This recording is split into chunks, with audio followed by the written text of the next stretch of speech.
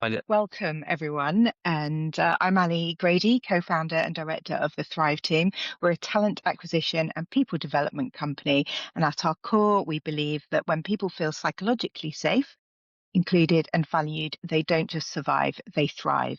Through our expert search and selection, coaching, and training, we help individuals and organizations build resilience, foster connections, and thrive both personally and professionally. Thank you for joining us today on financial stress, the hidden performance risk in your organization. And I think, given the current economic climate, it's a topic that's affecting more and more people. And in turn, that is having an impact on businesses. I'm delighted to be joined today by Tom Cleary, our associate trainer. Tom, do you want to say a few words about yourself? Hey, welcome all. Yeah, I'm Tom. Been working in learning education for about 16 years, and then mental health and well-being for the last, I think, 8 or 9 now. And this topic's one that's come up a lot recently, so looking forward to talking about this one today. Thanks, Ali. Thanks, Tom. And I know it's a topic you're personally passionate about as well. So we hope that you'll get involved in today's session in whichever way that feels comfortable for you.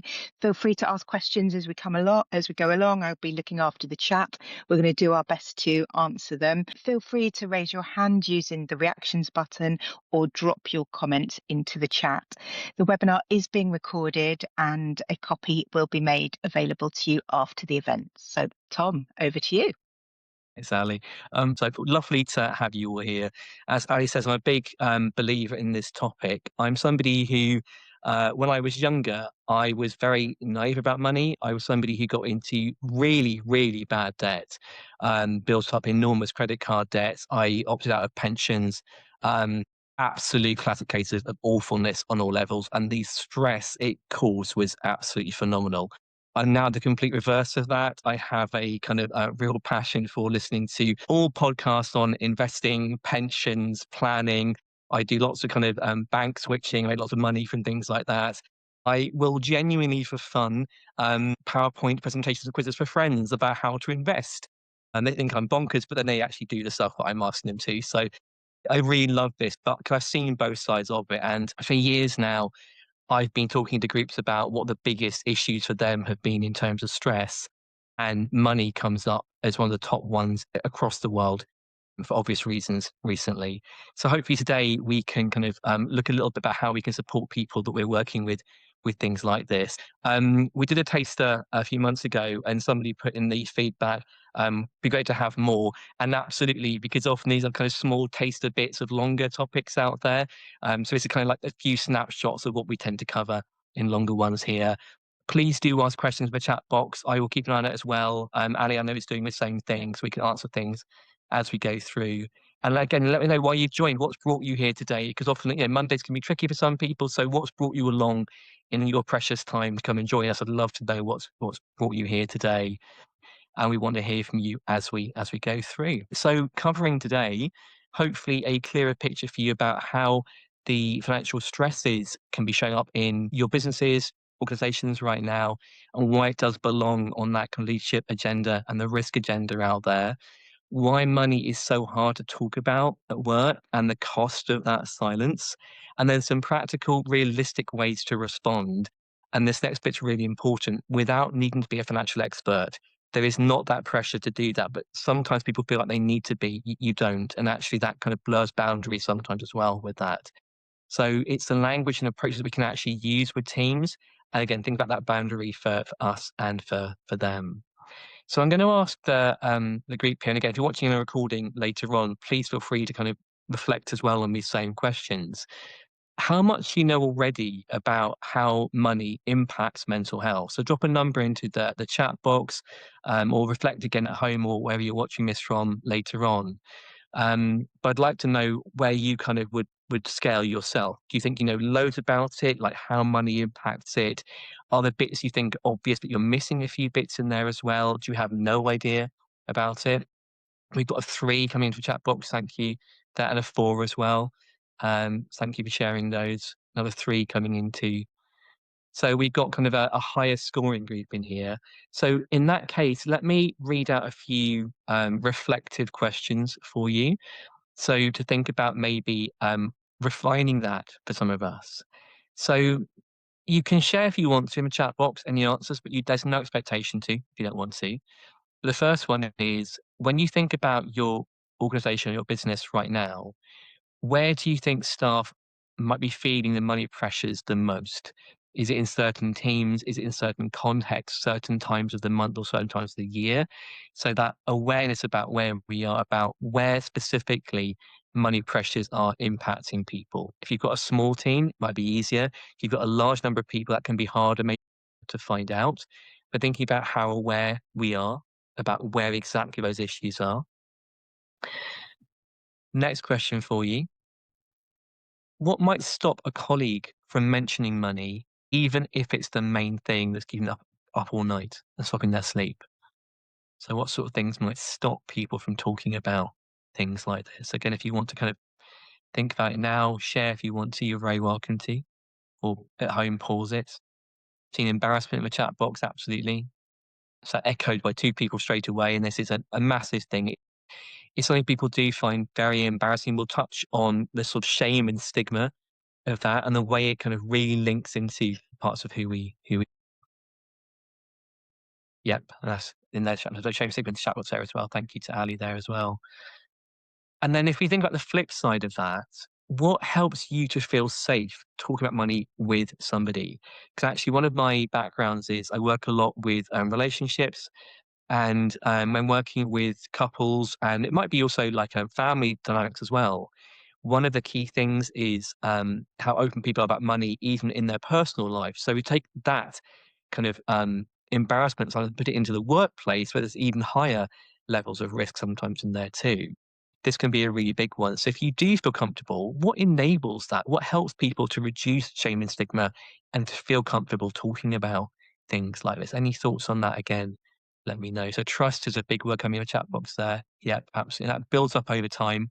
It's a slow growing thing to do.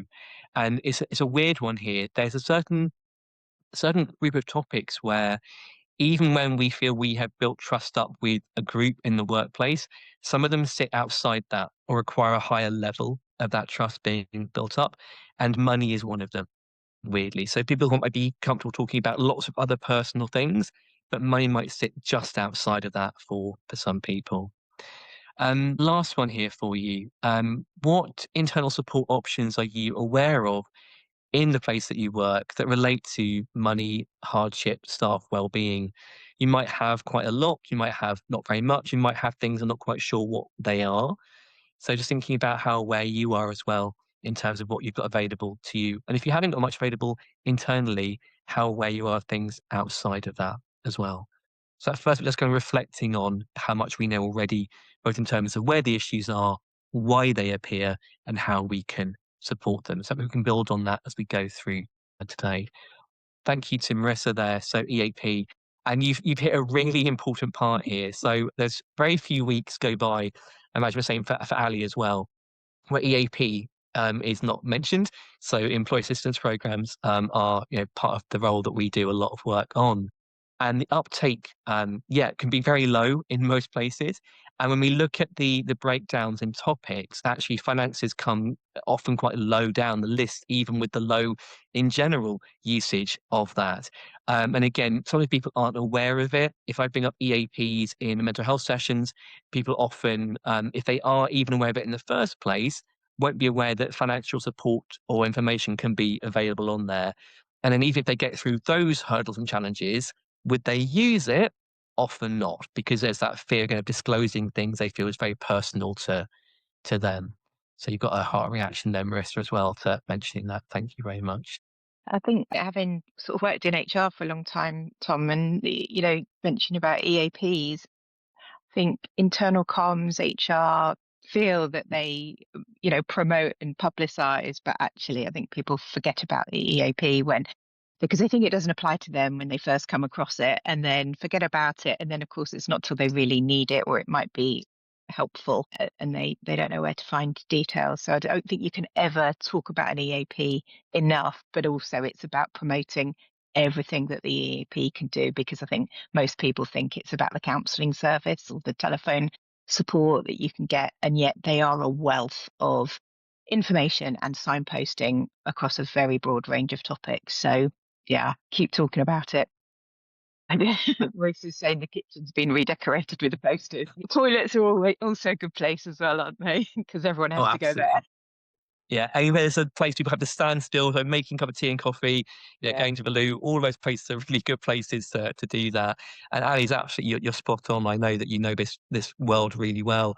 I always feel really bad for HR people in sessions where I ask the group, how many do you know what an EAP is? And like two hands go up out of 30. And the HR people go, but we do so much work in promoting No. it. And it's that kind of battle. Yeah.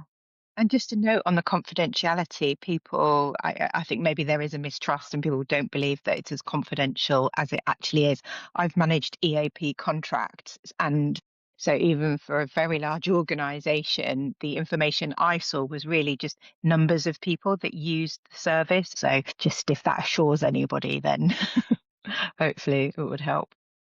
Absolutely, especially with things like this. Thank you, Ali. And we know that when we think about financial stress, it can feed so strongly into that mental health issues, so depression, anxiety, stress, and many other ones there as well. But also the other way around, a mental health issue can feed into the financial stress that's going on, and then this sort of vicious cycle can appear quite a lot. And this is a really big issue. We know that there's research out there that it's one of the most common causes of anxiety in adults in the UK, and I would say these figures are probably lower than the real ones are because people are often so Mm. hesitant to disclose money issues and fears out there. But disclosure being this number of people saying they were unable to afford bills, and therefore the anxiety there as well. There's very few people out there who don't have any form of debt, but debt can equal anxiety, feeling out of control. With the world right now feeling quite uncertain, where costs are going up, we see a lot of news articles daily on the expenses that are going out there for businesses and for individuals. This impact is likely to be seen as increasing over time as well, sadly. And we know that when people are given support with this, it has a significant impact on recovery rates for things like depression and debt out there as well. We know it's a really big scale problem. We think like it's going to get worse over time for obvious reasons. But on the flip side of being sort of feeling empowered, hopefully with this, we know certain actions can make a real difference to people in terms of supporting them to feel better and do better with things like this as well. In terms of what it looks like, so we know that there is a significant cost to UK employers, so over 10 billion a year is one of the figures that's quoted out there, and that's equivalent to around 16 million lost working days annually. And then we think about it as 40% of people reporting it as a leading stressor. Um, in, I would say, anecdotal experience for me, I run a lot of groups for wellbeing and mental health every single week. And I can't remember a single group when money hasn't come up as one of the leading issues for them. And this is across all financial levels as well. A lot of research focuses on lower income groups out there, and we see a huge amount of research on the impact there.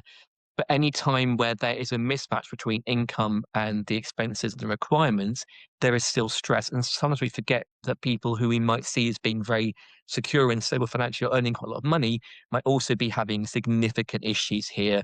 And there can be a double guilt thing because they feel like, well, I shouldn't be complaining. I should feel like I'm able to do that. And therefore they hide it even more sometimes as well. Think most people live up to their means, don't they? So even if you're a high earner, chances are your outgoings are comparatively high as well. And I think today, in the economic climate that we're in, there's not a person on this planet that could be affected by the fuel costs and the petrol, diesel, etc., but also the gas as well. So you know everyone's affected by that. That's gone up considerably, hasn't it?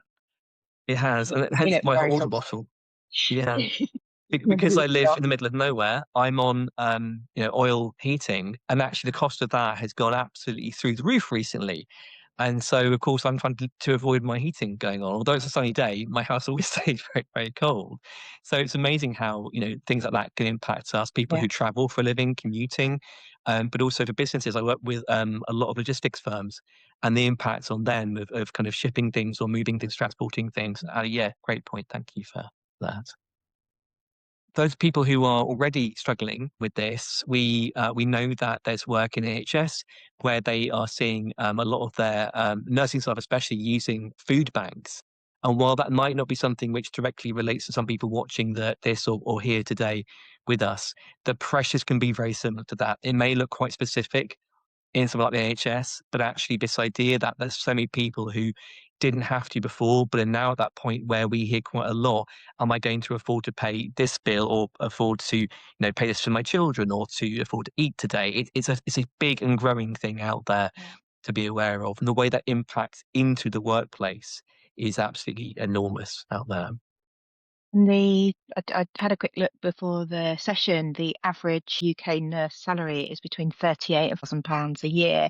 So even if you're not in that sector, you probably have people earning that sort of range and lower.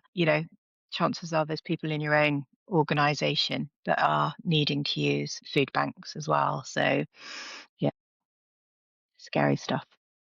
It is. And I think that, again, it goes back to that shame thing. If people who had never Mm. thought of themselves being in that position and suddenly find themselves doing that, the likelihood of them admitting to that, seeking support, is quite low. So the kind of burden of it is even higher. And this is where we get a lot of that risk from that slippage into mental health issues happening because they don't know where to go. They don't feel comfortable seeking support for things like that. And we know there's lots of impacts out there. There's ones like on performance and productivity out there. There's research that financial stress can actually reduce cognitive capacity, the ability for us to think. There's one research study out there which said that we lose something like 13 IQ points when we're in times of financial stress, which is significant. It was a small study, but actually it's been replicated even, I think it was last year, they looked at it again, and they looked at that kind of cognitive load that was happening. So thinking about people who are making decisions, having reduced concentration, working memory issues, making decision making, these can all be affected significantly. So physically not maybe being able to be there as much as they need to be, which impacts things like risk and safety. So there can be errors, near misses. If they're working in a job which is safety critical, then thinking about this idea about where is that attention actually focused in those key moments that's going on. Then a kind of constant thing we're looking at within businesses is retention and absence rates. We know that people are more likely to leave, take sick days, disengage quietly as well, and then the cost of replacing staff is then a significant additional burden on the business as well that's going on. And the kind of really big picture here is culture and trust. So if people don't feel able to bring this into work, it's often a sign that we can do more in the workplace to make them feel psychologically safe in there. And actually, it's quite a good measure. If we can have people who feel comfortable talking about this, it's a sign that the workplace has done a really good job in terms of people being able to be open and seeking support out there as well. Any thoughts on that from the group? Please feel free to share or anything at all before I move on to the next one. You're very welcome to. I think that bit about the losing IQ points and y- y- you know again sort of having been someone that's been in debt, it's all consuming, isn't it? And if you're struggling to pay your bills, your mortgage, your rent, feed yourself, even be able to afford to get yourself to work, the very thing that's going to give you money, then it is all consuming. And so that leaks into everything, doesn't it? And then when people's mental health is impacted, one of the early signs we know is people start to withdraw and isolate. So it's that sort of just that circle, isn't it, that just goes round then. So that piece around culture and trust and creating that safe space through line managers where people feel they can be open and honest about what's going on for them outside of work is so important. Mm. It's something where people think about money as being a certain thing, but it's so linked to our survival in modern society. It literally is. Is a roof over our heads? Can I afford to feed myself? And then when we have anything to do with our survival threatened, our brains are going, that's going to be the priority. And actually, anything else will fall down from that. And we see the impacts on relationships in the home life, relationships in the workplace as well. But being able to function at all when your survival is being threatened, and that's what money feels like for most people for good reasons. And it's a really big issue. And we don't always think about quite how big it is for certain people. So, yeah. Absolutely. So lots of doom and gloom there. So what can we do about it? Hopefully we can kind of switch it into, okay, so this is out there. We're not going to kind of change the entire world right now in an hour's webinar, but there are things that we can do which actually do make a genuine difference. And that I see this happen with people when it's done really well. And there's three key parts that we can do to support with this. One is actually that we notice it going on. And that might seem really obvious, but so often we do miss either the really sort of small clues that are out there, or we sometimes miss the themes and patterns that can be happening out there as well. We can create safety for people to be able to talk about things like this, and then because it's not our job to be a financial expert, and this is not one of the three parts out there to have to train to be all of those things, we can signpost to people who are. We can make sure that people are aware about where the support is because if I ask groups of people what support they are aware of out there, um, often people know quite a lot about certain themes, but when it comes to financial support, very few of those sort of key resources and signposting are known about. Because again, people feel, uncomfortable talking about things or sharing things. If someone finds a great support for something like bereavement, for example, while that can be hard to talk about, people are more likely to share that with somebody else who's going through a bereavement than someone's come across a debt charity sharing that. So we get these limitations in people being able to share and cascade information across. So people end up even more isolated with things like this as well. Signposting is a really kind of key part of that. I'm curious in the group, or if you're watching it later on a recording, to think about for yourself, which of these things you think might be the most challenging for you out there? Is it the noticing? Is it the creating safety? Is it signposting? Which is kind of the biggest need, do you think, for you? So either in the room now, you can answer if you'd like to, no pressure to if you don't want to. So one person's written creating safety Mm. out there. I think it's quite a tricky one, isn't it? Because the noticing, uh, you might notice somebody's mental health decline, I guess, but maybe the specific reason for it would be very much hidden, and so therefore that creating safety is so important to enable somebody to open up to you about what might be going on for them. Yeah. Yeah, and you're right because people often, I mean, we know mental health people often use other reasons for absence or stress rather than the exact reason. But this happens sometimes even more so in financial health. So you might know someone's struggling, but might not tell you why that's happening. And as Marissa's saying in the chat box there, it's very individual to create safety. It is. It's what each person needs. So there's a few key things we can do in general, but then tuning into each person is a really big part of that. Absolutely. So if you think about this, I will keep repeating this. Your role, what your role is and what your role isn't, it's not to be a financial expert. It's not there to fix people's finances. So many people I know, and I would include myself in this, we want to help people and go into problem solving mode and support them and find a solution to them. And that rarely works out very well, but even more so with the money side of things. So people are asking you for, do you think I should remortgage? Do I get a new credit card? And it's a really big thing for anyone to give any input in when they're not trained on doing that. So being really clear on we're not here to fix or to solve at all, and to be aware of our boundaries. And even if things have worked for us, it might not work for that person as well.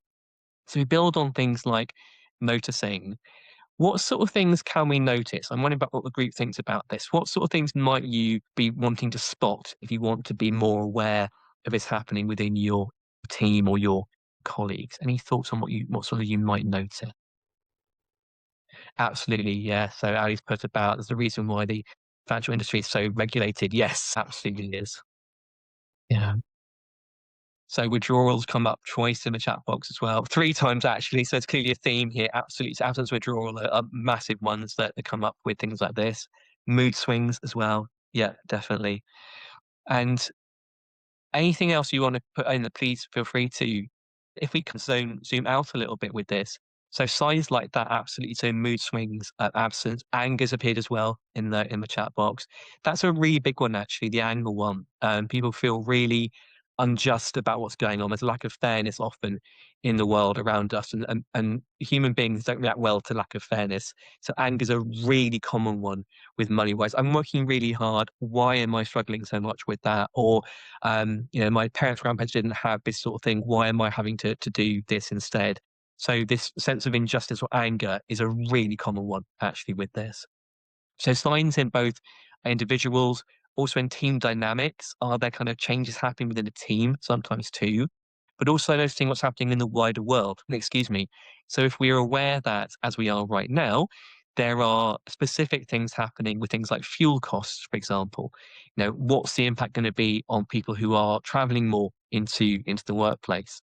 So thinking about the wider world and the impact on individuals with that as well. Coming into create, we're thinking about helping to create an environment where people can mention money without the shame. It's a high ask, but it is absolutely possible to do that.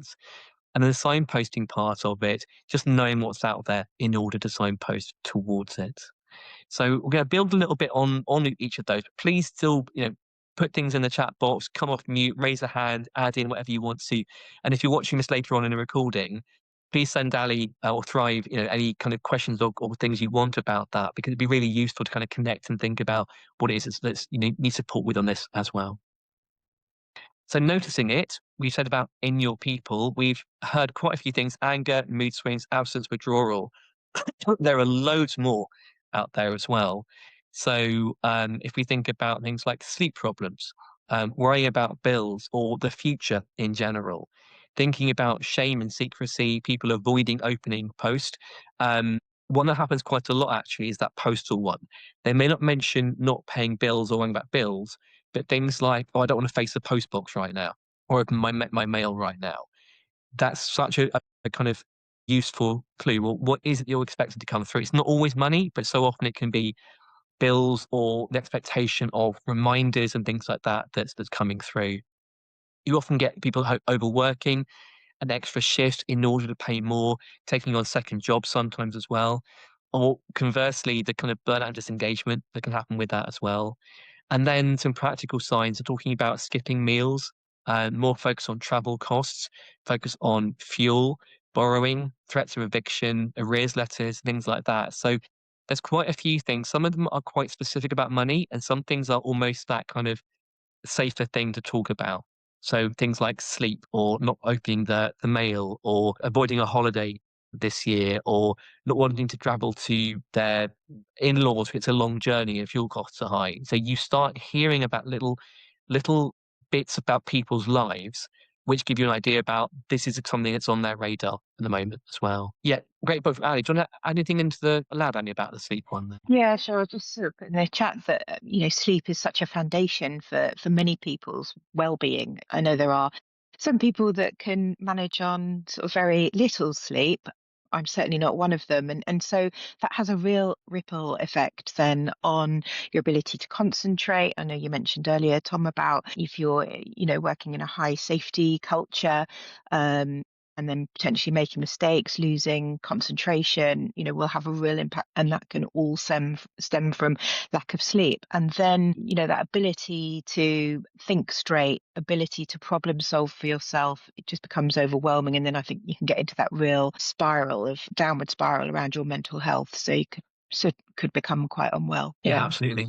And I think sleep, maybe lack of sleep is something people feel more prepared to talk about because they recognize it affects most of us. And you mentioned there about sort of fuel costs. Again, I think people would recognize that that affects everyone at the moment. So they're probably, again, more prepared to talk about that because everyone's talking about fuel prices. So I guess it's sort of, if there's opportunities to dig a little bit more around those types of conversations and try to drill down with the individual about how those sorts of things are really affecting them. You mentioned, not being able to go and see your in-laws. Well, if that's your one holiday of the year, or if that's your opportunity to have a night off because the in-laws are going to look after the grandkids for you. And you get a bit of quiet time to yourself, then that again, that's going to have a real impact, isn't it? You're losing part of your support network as well. So there's a real ripple effect for all of this. It is. It's like dominoes. So one thing falls down, then Yeah. you kind of lose so many things after it. And I mentioned the IQ point thing before. One other bit of research said that financial stress can be like losing a night of sleep each time you have that kind of impact of it. So, this impact on us cognitively about what this looks like, where we then become even more foggy brained and able to focus. Our emotions are less able to regulate. And when we snap at people that we love, and then we think about the impact on relationships as well. So, yeah, that this kind of outward spiral is not a good one, sadly.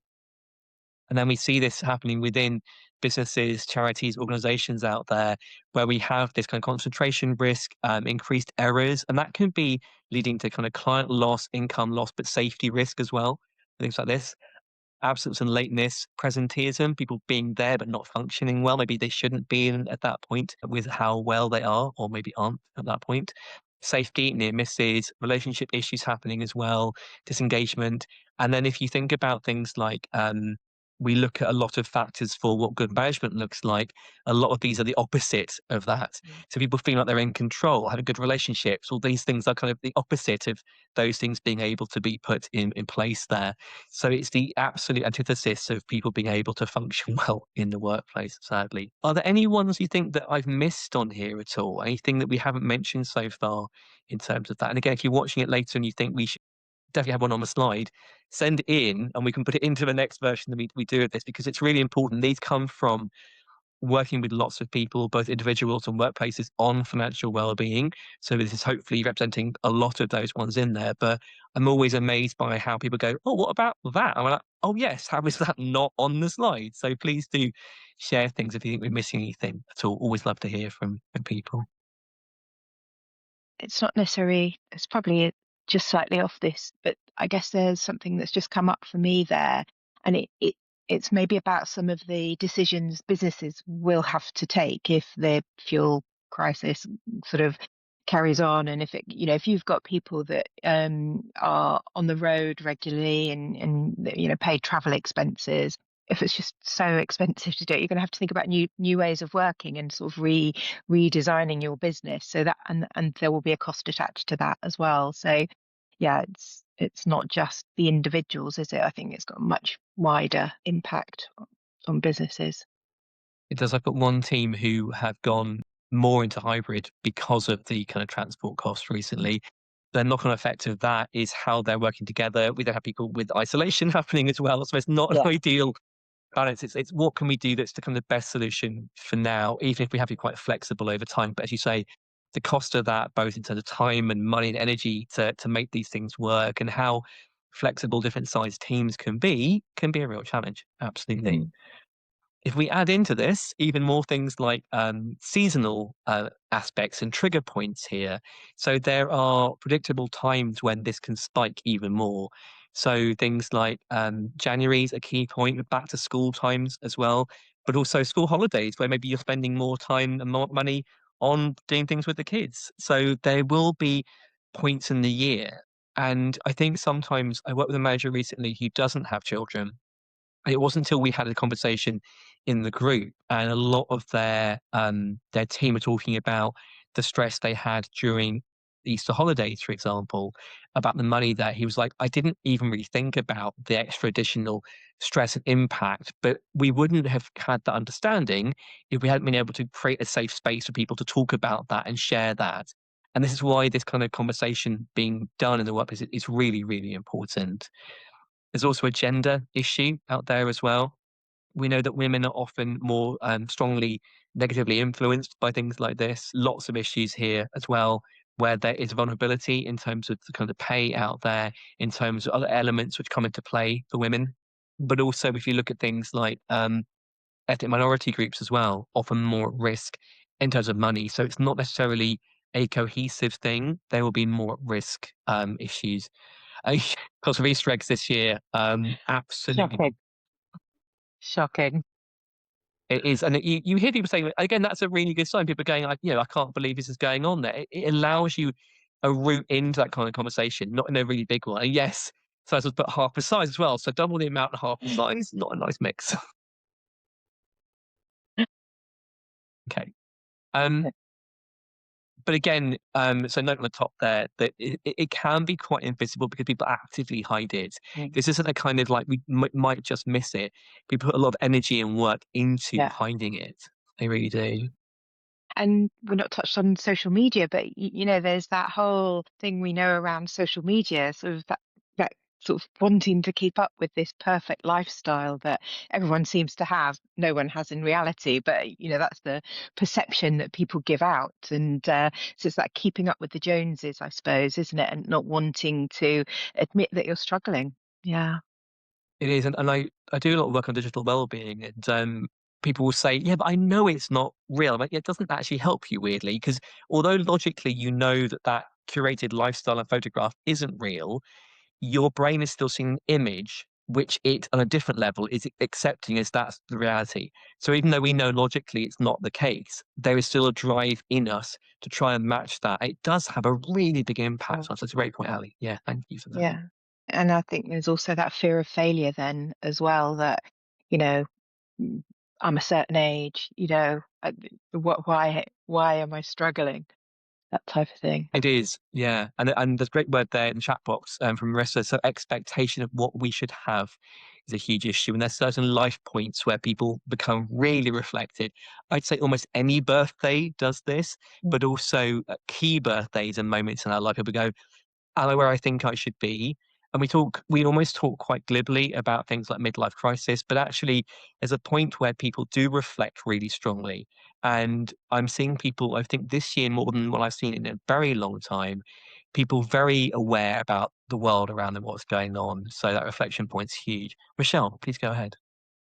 I was just going to ask, just on Marissa's comment in there, do you think the UK, probably that impacts people in the UK more than, say, other countries in Europe? Do you think we have more expectations? I don't know if that's a thing, I because don't, it's just families tend to, what do you do? It's the first question, isn't it? That sometimes when you meet someone, or what do you do? And I know it's not meant in any particular way, but it's almost that is the conversation starter sometimes, isn't it? And I just wondered if there was any uh, evidence from other countries in Europe, more probably because we're closer to Europe, but if it's the same, I, or do we know? I, d- I don't know the answer to that question, but I think the UK has a much greater desire to be homeowners. There's a real expectation that you own your own home, whereas renting is far more the norm in Europe. And I think because renting is more the norm in Europe, actually rents are generally, as far as I can tell, generally seem to be lower than they are in the UK. So there's definitely that aspect that would be different for sure. And you know, it's gone are the days of a very low deposit to buy a home. You need to have, 40, 20, 30, 40, 50 grand saved before you can even think about buying a home these days, which is how does anyone achieve that on an average UK average salary? and Um, even the flip side of that, where you're starting to see high street banks now putting out 95% mortgages, where you think, well, that's enabling, but then the pressure long term of how somebody pays that monthly is absolutely huge. So it's almost a lose lose in certain situations like that. And Ali's point is really valuable about, yeah, the UK way about home ownership compared to in Europe, the rental bit makes things a lot harder in many ways. Western culture in general it has this connection with self worth and success and money. So how much you earn, what your job is seen as being a measure of success rather than anything else is. I've got a lot of family in Australia, and actually, it's almost a flip a lot of the time there, where it's quality of life and it's thinking much more about how I'm enjoying life, and work is a way of getting to that. But you're not measured by the job that you do quite so. Not it's different, obviously, different areas, but that yes, I don't know the research though. So great question. I might go and have a look at that later, Michelle. But yes, from what I know anecdotally, there is a lot of research that certain parts of the Western world, including the UK, are not so good at this side of things. Yeah. Like in the chat box there as well. yeah. Oh, great. Thank you, Marissa. So, a podcast about what you're passionate about rather than what you do when people meet. Yeah, love that. It's a great way of connecting with people, being curious, having a real human connection rather than reducing us down to, earning and job role and things like that. So, what a lovely thing. I might have a look at that later. Thanks, Marissa. Okay. So, if we can move into the creating safety bit of it, this is that real awareness about why this happens and thinking about debt can happen to anyone. In fact, most people will have debt of some form, whether it's a mortgage, whether it's kind of car payments or a phone handset or something like that, or credit card debt. And yet the word debt itself has a lot of very negative links, and people will react quite physically to the word debt in that. And it's this kind of shame connection that we have with money. And this came out from this bit of research from mental health and money advice. It said that money is so closely connected to our identity that we can feel shame about many aspects, such as our income levels, size of savings, number of outgoings, accessing benefits, and various payment schemes, overspending, not paying your way, and where you can afford to shop. And that there's been a slight flip on this over the years. I'd say since cost of living crisis has become bigger and bigger, it's gone from being, "Oh, I shop over here," to actually, "I save mine by going to Lidl and Aldi," and that's become actually almost a badge of honor if I've saved money. So we are seeing a flip of that a little bit over time, but a lot of these are still there. The word benefits to some people is something they find quite challenging to talk about, or there is a lot of judgment about it out there, and the news will always report a very biased way of doing things. We see it in mental health as well. Certain conditions have a real bias in reporting, which doesn't reflect the typical person going through a certain thing. So when someone goes into that situation, there is a double fear and stigma of, well, now everyone thinks that I'm like that because that's all that they get exposed to over time. So we know that there's a lot of shame here as well. We know that there's a difference between shame and guilt. So guilt often motivates change, but shame is something people keep hidden. There's lots of work on this. Shame is kind of internally, I am bad. Fundamentally, at a deep rooted level, I'm a bad human being, and therefore I will hide that away from it. And this also explains why employees don't tend to use factual benefit services or factual advice services, because the idea of admitting to that and then making a step forward is a really big one out there. So if we can do things where we can create more safety around this, and we can do this through things like normalizing it before somebody's actually struggling. So you mention it as a matter of course in team meetings and in one-to-one catch-ups and in onboarding and in well-being conversations. And when it's really part of a conversation, it's much easier for people to raise that. So, for example, as part of our well-being focus this month, I want to flag some support available around financial stress. So it's not a big, we have an issue, therefore we'll focus on you. It's a, this is a thing can happen to anyone. We're able to help you with this as well. Checking in without assuming or judging. So think about noticing those changes in mood, but we don't have to assume what's going on. Just, I've noticed that this has changed for you recently. How are you doing? Don't seem yourself. Is everything okay at the moment? People very often jump to conclusions. It must be because of ABC. It might be, but often we don't know that. But just checking in on a general level, first of all, allows people to feel safer opening up with things. Acknowledging things before we actually act. So when somebody does open up, resisting that urge to fix or advise immediately, and allowing them just to feel heard. So that sounds really difficult. I'm really glad you felt able to tell me. Thank you for trusting me with that. So acknowledging that it's a challenging thing for people to actually to do this. And this one's a really important one, separating the person from the problem. If we're saying that shame is people feeling that fundamentally they are a bad person, if we can separate that, there's you and there's the issue over here. So thinking about it can happen to anybody, and language that can reduce this kind of shame and acknowledge that it happens to anybody. So by saying this kind of pressure can happen to a lot of people, you're not alone in this.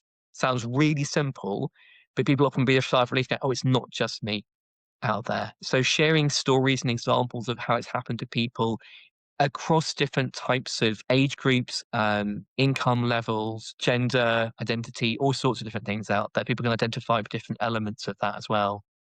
And making support feel accessible rather than clinical.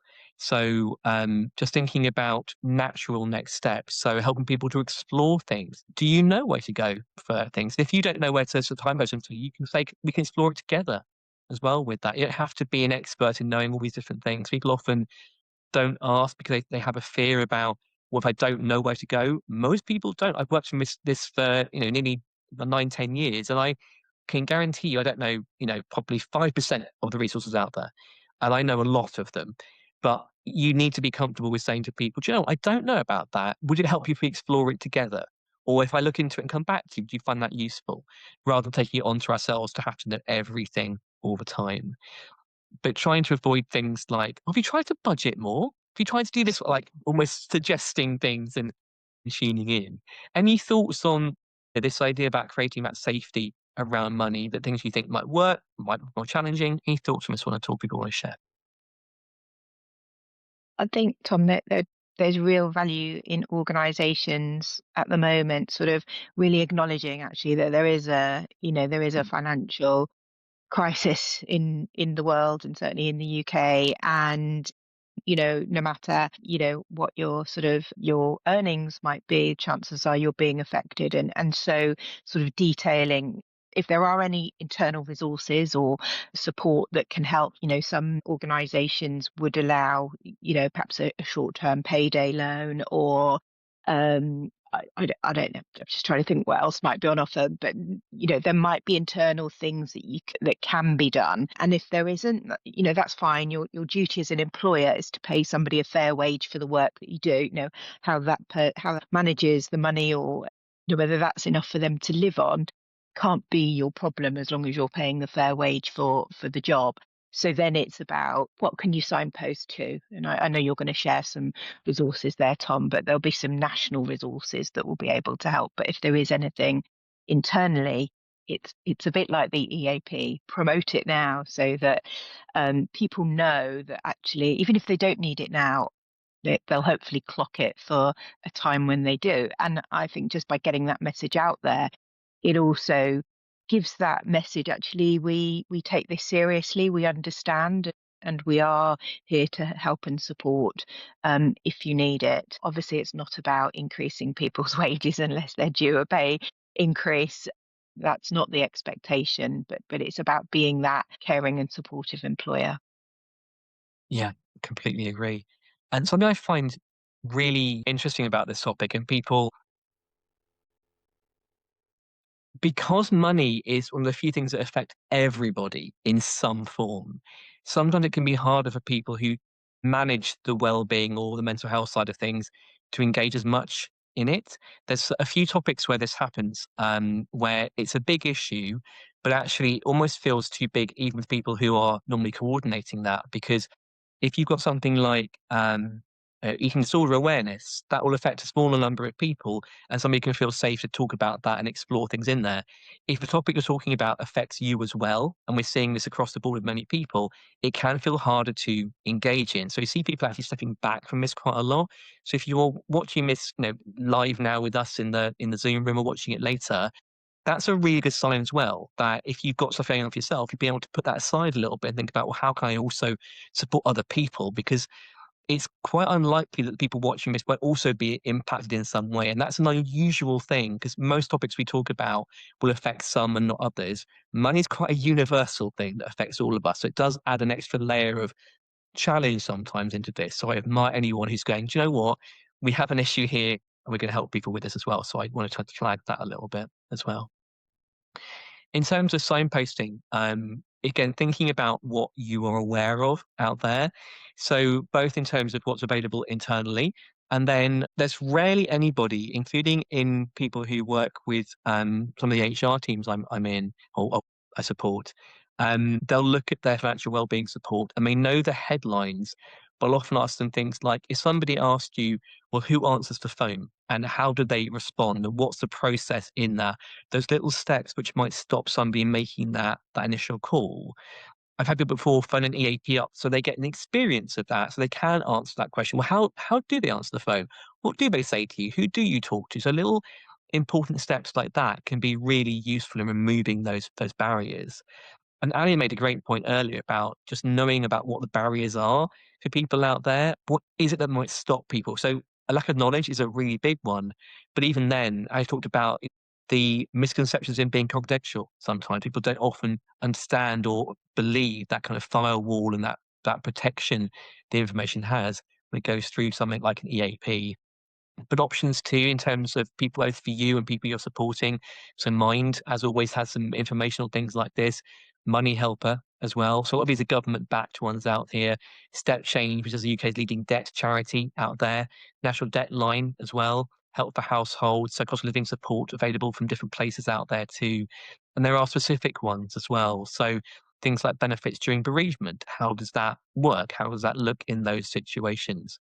Um, Ali will be very familiar with Hub of Hope, because both of us will be talking about that in the other sessions that we do. But Hub of Hope will be a really website and app for people to look at where you can search for things like finances and something else and find out who in your local area has things like that. So there is support out there, but it is one of those things where, as I said to you earlier, if I ask people what they're aware of, financial charities and organizations tend to rate lower than others because people don't spread the word about them quite as much out there.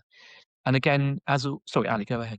No, I was just going to say, maybe important to remember Citizens Advice Bureau as well, because there may be some benefits that people are able to claim, perhaps if they are on low income, or maybe if the partner's lost a job and therefore that puts them into that low income bracket, then there may well be benefits that they're able to claim. And I think just signposting to those, and also if you have an EAP provider, then you could go onto their website and actually just find the direct link for the financial aspect of the EAP, and you can post that into the information that you're sharing out. So it takes away some of the hard work of, well, how do I find out about this?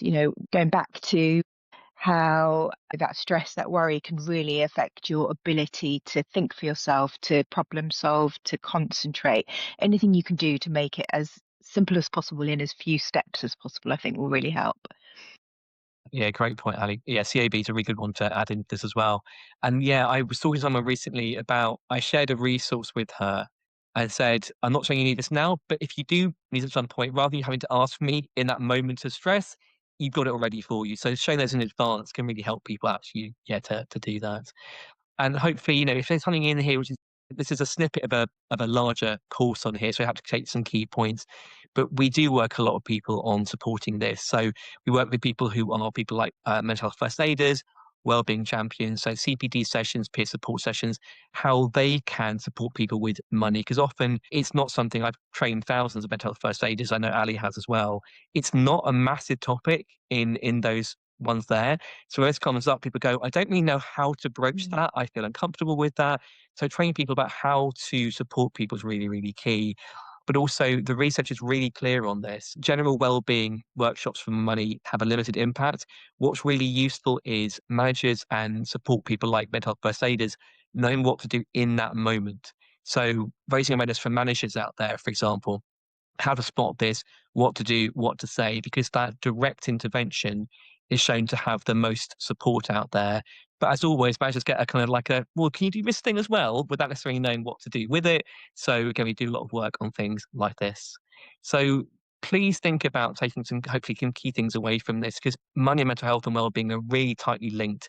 There's a vicious cycle here. But you haven't got to be a money expert with this at all. Be willing just to notice and listen and signpost. But if you can share something in the chat box that you are taking away from this, that would be great. Something you're taking away about money and mental health. And again, if you're watching a recording later, send it to Ali at Thrive, and we'd love to hear from you about what you're thinking as well. Thank you, Tom. Yeah, please do put anything in the chat that you want to. But thank you so much for joining us today, everybody, and thank you for Tom. And I know that you're not feeling 100%, so even more thanks for soldiering on. Thank you. So we hope you found the session valuable and insightful.